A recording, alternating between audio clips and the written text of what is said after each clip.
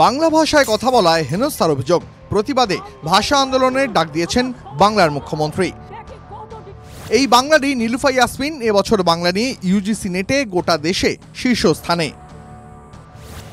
আর সেই বাংলাতেই একের পর এক বাংলা মাধ্যমে সরকারি স্কুলের ভয়ঙ্কর সব ছবি।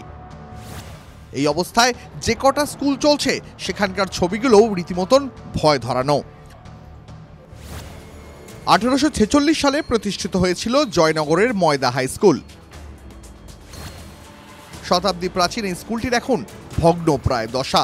আলাদা ক্লাসরুম না থাকায় প্রতি শ্রেণীতে বিভাগ ভাগ করারও সুযোগ নেই। নেই পর্যাপ্ত আলো বা পাখার বন্দোবস্ত।